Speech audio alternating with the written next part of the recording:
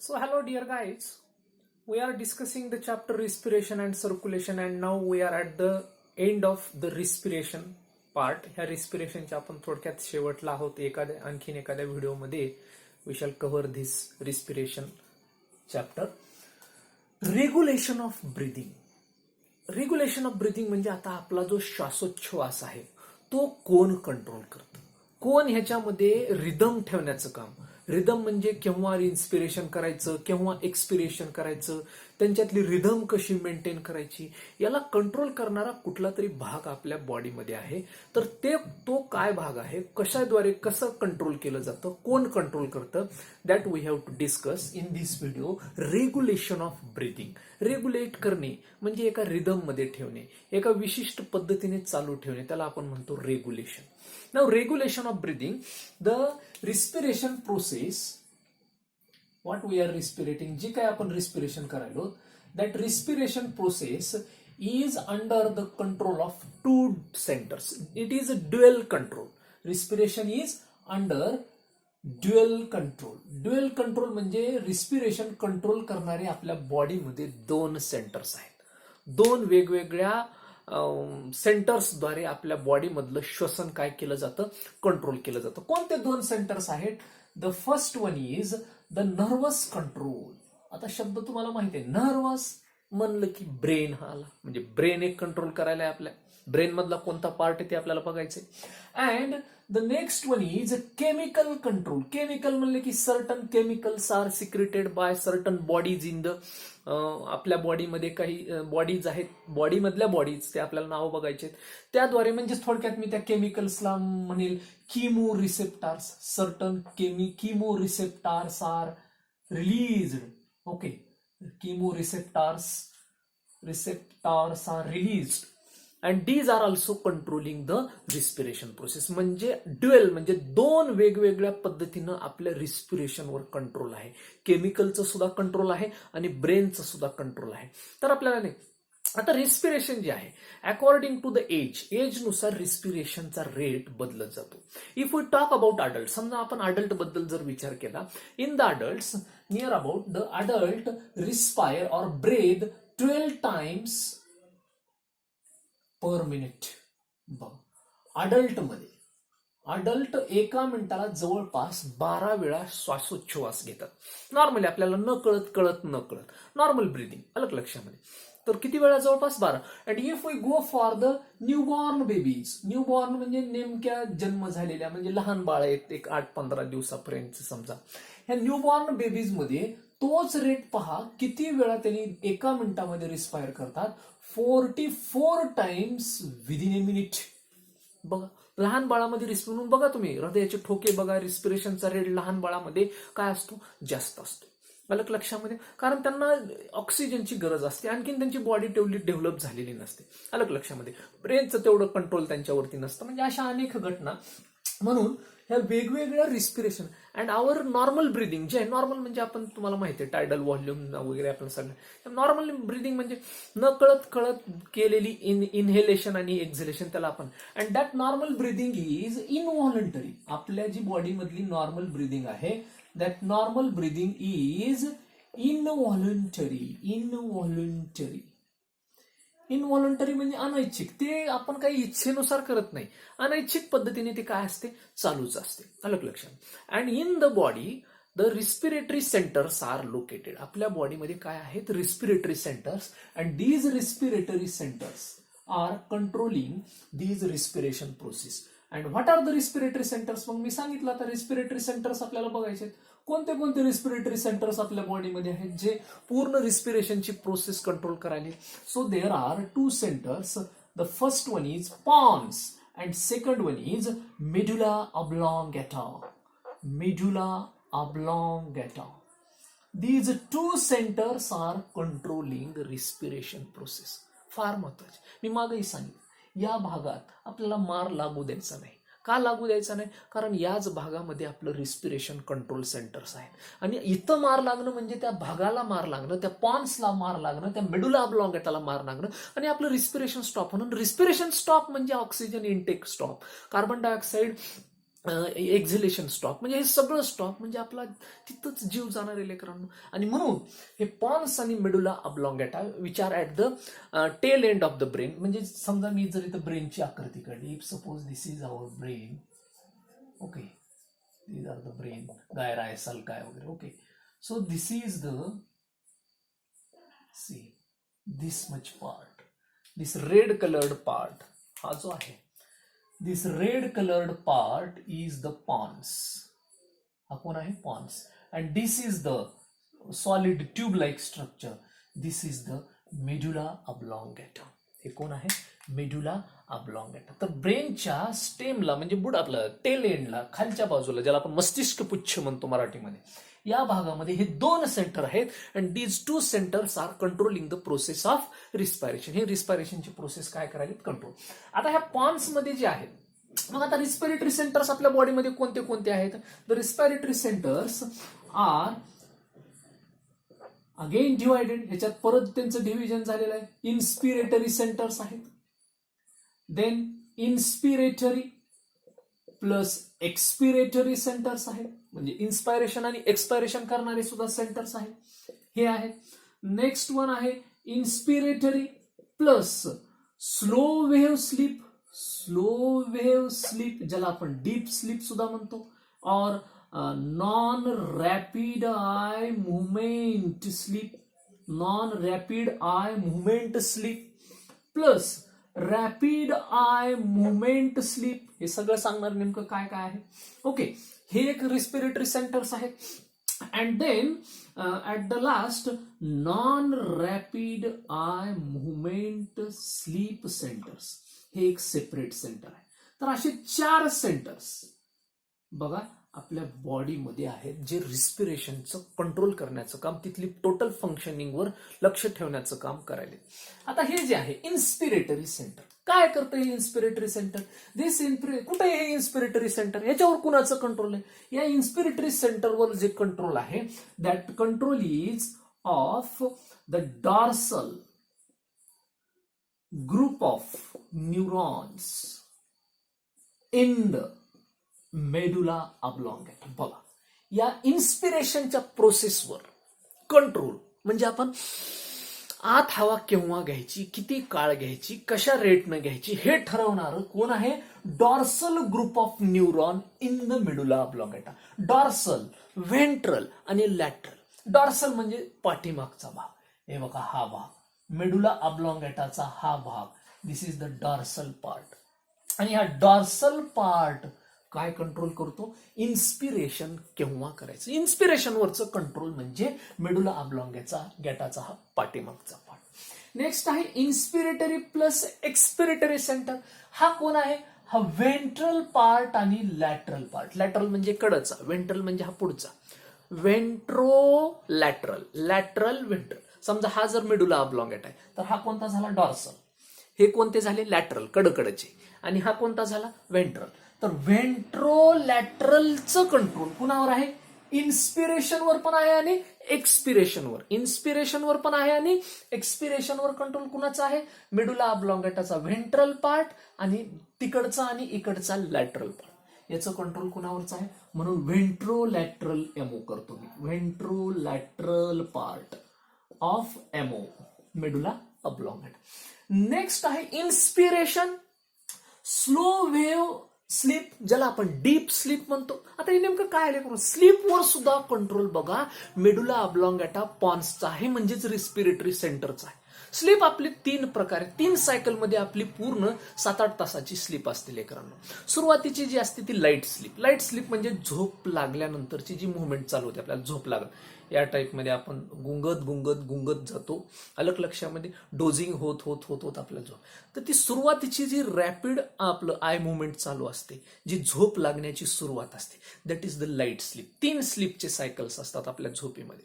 दुसरं जे आहे ते आहे, हे बघा, हे non rapid eye movement sleep. Non rapid eye movement म्हणजे त्या काळात कुठलीच आयची मुवमेंट होत नसते, आपले पूर्णपणे डोळे बंद झालेले असतात आणि एकदम आपण गाढ झोपेत असतो. रात्री 12-1च्या 2च्या दरम्यानची झोप. अलग लक्षामध्ये.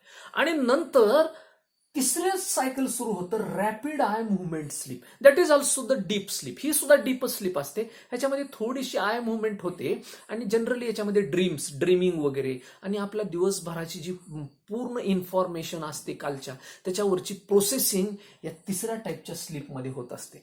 म्हणून आपल्या स्लीपचे 3 सायकल्स आहेत: light sleep, deep sleep and then rapid eye movement sleep. तर अशा 3 सायकल म्हणजे जनरली 3 ते 4 दरम्यानची, पहाटेच्या 2, 3, 4 दरम्यानची जी स्लीप असते ती रॅपिड आहे. म्हणून ह्याच जनरली ह्या 2 ज्या स्लीप आहेत, सुरुवातीची लाईट स्लीप जी लागल्या त्याच्यात आपण थोडक्यात कुणी उठवलं तर लगेच जागे होतो पहिल्या लाईट स्लीपमध्ये. पण ह्या 2 स्लीपमध्ये सहसा उठणं आपल्याला जड जातं कारण ती एकदम डीप स्लीप असते.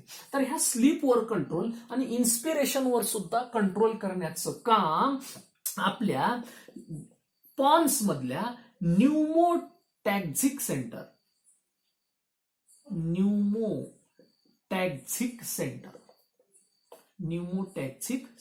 कुठे आहे हे न्यूमोटॅक्झिक सेंटर?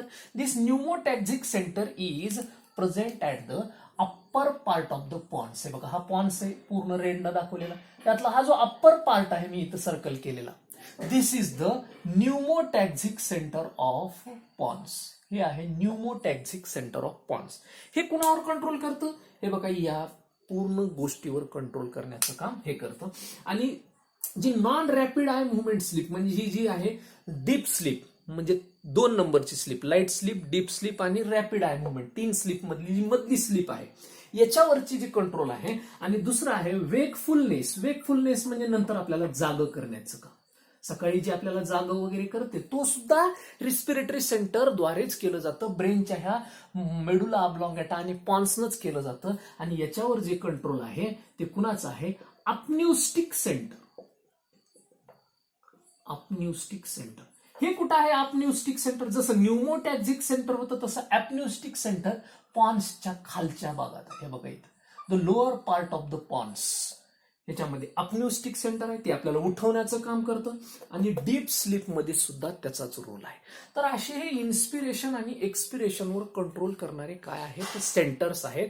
आपल्या पॉन्स आणि मेडुला ऑब्लॉंगॅटाद्वारे ते काय केले जातात? रेग्युलेट करण्याचं काम केलं जातं. And at the time of रिस्पिरेशनच्या वेळेस काय होतं?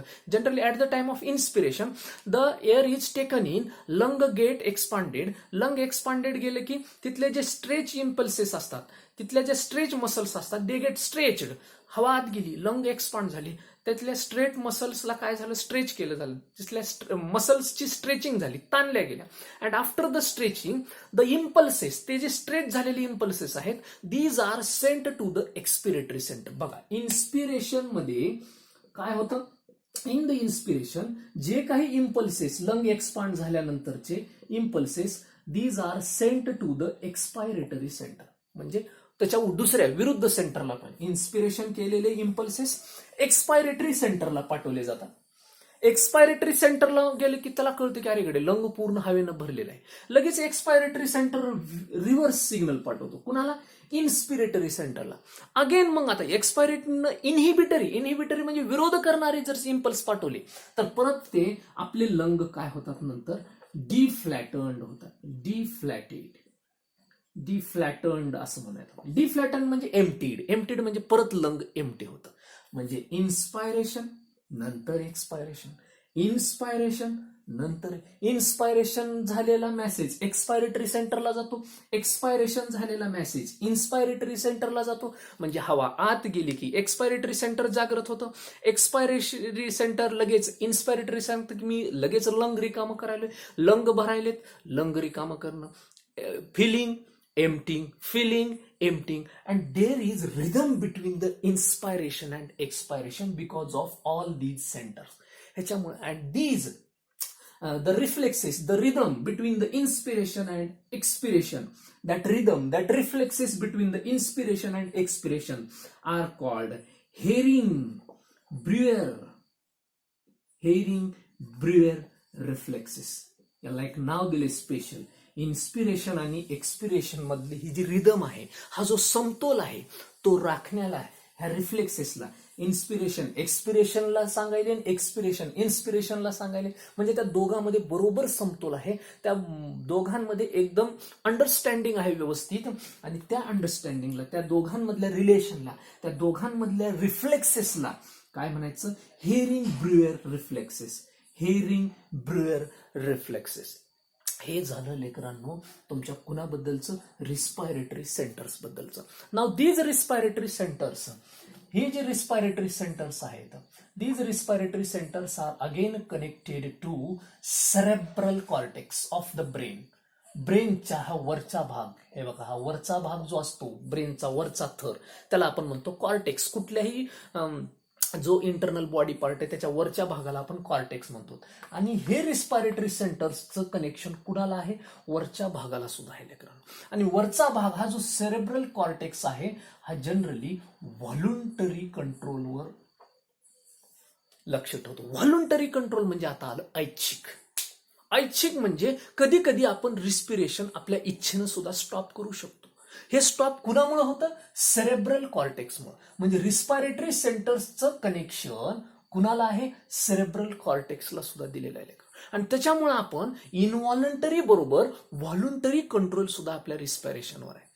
समजा if we are in a ट्रॉफिकमध्ये आहेत and there is a polluted air wandering around us. आपल्या अवतीभोवती त्या ट्रॅफिकमधली सगळी पोल्युटेड एअर, धूर आहे, वेगवेगळे कार्बन मोनॉक्साईड, कार्बन डायऑक्साईड असलेला धूर आहे, आणि हा धूर आपल्याला नाकात घ्यायचा नाही. आपण काय करतो, एखादा मिनिट वगैरे आपण थोडासा श्वास रोखून धरू शकतो, की आपण श्वास आत घेत नाही. किंवा एखाद्या गावामध्ये आपली एंट्री व्हायली, गावामध्ये एंट्री व्हायला लागली की लगेच त्या गावामध्ये सुगंध पसरलेला असतो आपल्या एंट्रीला, तर आपण लगेच त्या गावामध्ये त्या सुगंधापासून, त्या घाण वासापासून बचाव करण्यासाठी आपण थोडा वेळ श्वास घेणं थांबवतो, की पटकन आपण गाडीवर किंवा चालत असू तर आपण नाकाला वगैरे किंवा श्वास घेणं थांबवतो. म्हणजे हे कुणामुळे कंट्रोल झालं, व्हॉलुंटरी कंट्रोल. व्हॉलुंटरी म्हणजे ऐच्छिक, इनव्हॉलुंटरी म्हणजे अनैच्छिक, इच्छा नसलेलं. पण हे कसं आहे, ऐच्छिक. हे कुणाद्वारे कंट्रोल केलं चाललंय, सेरेब्रल कॉर्टेक्सद्वारे.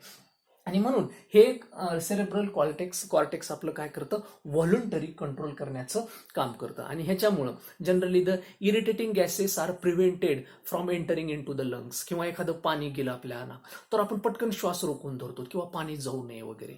तर अशा चुकून ज्या घडणाऱ्या गोष्टी आहेत, किंवा इरिटेटिंग गॅस म्हणजे आपल्याला नको असलेले गॅस न जाऊ देण्यासाठी सुद्धा आपण रिस्पिरेशन काही काळासाठी कंट्रोल करू शकतो. आपलं रिस्पिरेशन ऑटोमॅटिक आहे, पण काही काळासाठी आपलं त्याच्यावर काय करू शकतो, तर व्हॉलुंटरी बॅन, त्याला व्हॉलुंटरी थांबवू शकतो आपण. हे एक लक्षात घ्या, ते फार महत्वाचं आहे. And then again the respiration process. ह्या रिस्पिरेशन प्रोसेसमध्ये काही आपल्याला जर रिस्पिरेटरी व्हॉल्यूम, आपल्या लंग्सची जर हेल्थ वगैरे जर चांगली राखायची असेल, generally we can use the spirometer machine. Spirometer नावाची एक मशीन आहे, आणि ही स्पायरोमीटर नावाची मशीन आपण जनरली यूज करून, स्पायरोमीटर मशीनला एक पाईप असतो, असा पाईप तोंडाद्वारे घ्यायचा असतो, आणि तोंडाद्वारे एअरचा इनटेक आउटटेक म्हणजे इनटेक आणि एक्झेल इनहेल तोंडाद्वारे करायचे असते. तिथं मशीनवरती असे वेगवेगळ्या मार्किंग्स असतात की आपण किती एअर ब्रीद इन केली आणि ब्रीद आउट केली, आपण किती आणि कुठल्या लेवलनं आपण ब्रीदिंग करायची, कुठल्या स्पीडनं आपण ब्रीदिंग करायची, हे आपण कशाद्वारे ठरवू शकतो, तर या स्पायरोमीटर नावाच्या मशीनद्वारे आपण ते ब्रीदिंग कशी करायची हे ठरवू शकतो. तर हे जे आहे रेग्युलेशन ब्रीदिंग, तर ह्याच्यामध्ये आपल्या दोन सेंटर्स आहेत, एक नर्वस आणि दुसरं केमिकल सेंटर. आता किमो रिसेप्टर हा झाला आता आपला टोटल ब्रेनशी रिलेटेड. आता दुसरा जो आहे तो आहे किमो रिसेप्टर्स. म्हणजे हे कुठं आहेत, आता generally this is our heart. समजा आपलं हे हार्ट आहे, याच्यातून एक इकड हे आहे बघा, हे left auricle left ventricle, right auricle right ventricle, आलं. तर लेफ्ट व्हेंट्रिकल मधून एक सिस्टिमिक ॲओर्टा असा बाहेर निघतो. या सिस्टिमिक ॲओर्टा आपण सर्क्युलेशन शिकलेलं आहे. या सिस्टिमिक ॲओर्टा वर एक आर्टरी सोडतो वरच्या भागात जाण्यासाठी. That artery is called carotid artery. लक्षात घ्या, फार महत्वाचं. आणि ही carotid artery then enters in to the neck. आपल्या मानत एंट्री करते. आता ही आपली मान आहे, हे आपलं वरचं तोंड. या मानत हेचं बायफर्केशन होतं आणि एकाच्या दोन होतं, एकाच्या दोन होतं. या एकाच्या दोन परत आणखीन बायफर्केट होतात. कुठं, डोक्याला, डोक्याच्या भागाला रक्त पुरवठा करणारी आर्टरी म्हणजे कॅरोटिड आर्टरी. कॅरोटिड मी इथं पूर्ण लिहितो, कॅरोटिड आर्टरी. Carotid artery. आता ही कॅरोटिड आर्टरीच्या परत दोन झाल्या, अलग लक्षामध्ये. आणि ह्या कॅरोटिड आर्टरीच्या मग एक राईट आणि एक लेफ्ट, अलग लक्ष, राईट लेफ्ट. त्याच्यात परत मेंदूमध्ये जाण्याच्या अगोदर त्याचं आणखीन बायफर्केशन झालं. आणि ह्या दोन बायफर्केशनच्या इथं मी हा बघा रेड डॉटनं दाखवायला, ह्या आहेत कॅरोटिड आर्टरीच्या कॅरोटिड बॉडीज. कोणत्या बॉडीज? Carotid body. लक्षात ठेवा, हे फार महत्वाचं आहे. They are not, this is not included in the book, थोडंसं समजून घ्या. तर हार्टच्या सिस्टेमिक ॲओर्टाकडून वरच्या भागाला रक्त पुरवठा करण्यासाठी, शुद्ध रक्त पुरवठा करण्यासाठी जे आर्टरी असते ती कॅरोटिड आर्टरी, त्याचं बायफर्केशन होऊन त्याच्या बायफर्केशनच्या जंक्शनला दोन बॉडीज असतात, त्या कॅरोटिड बॉडीज. आणि दुसऱ्या या सिस्टेमिक ॲओर्टाच्या इथं एक बॉडी असते, दॅट इज कॉल्ड ॲओर्टा. सिस्टेमिक ॲओर्टा जवळ असते म्हणून त्याला म्हणायचं ॲओर्टिक बॉडी. आणि ह्या दोन बॉडीज, कॅरोटिड बॉडीज आणि aortic bodies, they detect the decrease in CO2 concentration. आपल्या लंग्समध्ये CO2चं कॉन्सन्ट्रेशन कमी झाले का वाढले, ऑक्सिजनचं कॉन्सन्ट्रेशन कमी झाले का वाढले, ऑक्सिजनचं प्रेशर कमी झाले का वाढले, कार्बन डायऑक्साईड कमी झालाय का वाढलाय. तर ह्या CO2 आणि O2 वर, त्यांच्या डिक्रीज इन्क्रीज वर लक्ष ठेवण्याचं काम कोण करतात?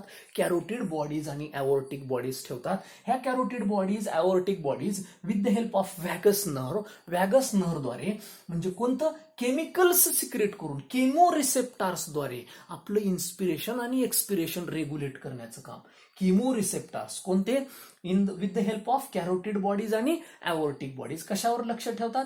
दे detect the decrease and increase in the carbon dioxide and oxygen and they regulate the inspiration and expiration. ते सुद्धा अंतश्वसन बाह्य श्वसन म्हणजे इनहेलेशन एक्झलेशन वर कंट्रोल कुणाचं? किमोरिसेप्टर्सचं सुद्धा आहे, because of these two bodies, carotid bodies आणि ॲओर्टिक बॉडीज. तर हे झालं आपलं chemoreceptors. Okay. And at last the modified respiratory movements. Modified respiratory movement. तर ह्या मॉडिफाईड रिस्पायरेटरी मुवमेंट्स म्हणजे काय? Generally such respiratory movements express the emotions. Emotions म्हणजे बऱ्याच वेळा आपल्या इमोशन्स सुद्धा या मॉडिफाईड म्हणजे रिस्पिरेशन सोबत काही अनावधानानं काही घटना घडून जातात. आपण तुम्हाला सांगितल्यानंतर कळेल. इमोशन्स आणि दुसरं ह्यांचं काय काम आहे? Clear the respiratory track. Clear the respiratory track. तर रिस्पायरेटरी ट्रॅकला आणि इमोशन्सला क्लिअर करण्याचं, इमोशन्स दाखवण्याचं काम, आपल्या भावना व्यक्त करण्याचं काम आणि रिस्पायरेटरी ट्रॅकला स्वच्छ करण्याचं काम ह्या एक्स्ट्रा मॉडिफाईड रिस्पायरेटरी मुवमेंट्सनं केलं जातं. आता त्याच्यामध्ये जर उदाहरण सांगायचं झालं तर कफिंग. बघा, आपण इमोशन्स वगैरे बऱ्याच वेळा करतो काहीतरी, ही काय आहे? आपली एक इमोशन्स दाखवले आणि सोबत काय झालं? ह्या खोकल्यामुळे वगैरे कफिंगमुळे काय झालं? आपलं जे रिस्पिरेटरी ट्रॅक आहे तो क्लिअर पण झाला. मध्ये काही अडकलं वगैरे असेल तर म्हणजे cleans the respiratory track as well as it shows the emotions. Again the yawning. Yawning म्हणजे जांभळ्या. बरंच आपला आळस वगैरे जर दाखवायचं झालं तर आपण जांभही देतो, हा हो करतो. तर हे जे आहे यॉनिंग, यॉनिंग सुद्धा कंट्रोल म्हणजे कोण आहे? इमोशन्सच आहे. आणि इव्हन आपला थोडासा आळस वगैरे झटकण्याचं काम पूर्ण आपल्या बोंबीच्या देठापासून बरेच जण जांभळ्या देतात. कडाकड जांभळ्या देणे आपल्याकडे शब्द आहे. तर असे जे आहे काही कफिंग, यॉनिंग, स्नीजिंग, शिंकणे वगैरे ह्या काय आहेत? मॉडिफाईड रिस्पायरेटरी मुवमेंट्स आहेत, ज्या की रिस्पायरेशन सोबत ह्या एक्स्ट्रा आपण आपल्या वेगवेगळ्या बॉडी ऍक्टिव्हिटीजमुळे होतात. काही मधल्या बिघाडामुळे म्हणजे काही अडकलं वगैरे असेल तर अशी शिंक येणे, जांभई येणे, कफिंग, खाकरणे, खोकलणे, या अशा. So these are the modified respiratory movements. Just एक 2 लाईनमध्ये तुम्हाला नेमकं काय काय आहेत तर हे modified respiratory movement. This is the regulation of breathing. अशा पद्धतीने आपली ब्रिदिंग काय केली जाते? रेग्युलेट केली जाते. So this is all about the regulation of breathing. Thank you guys.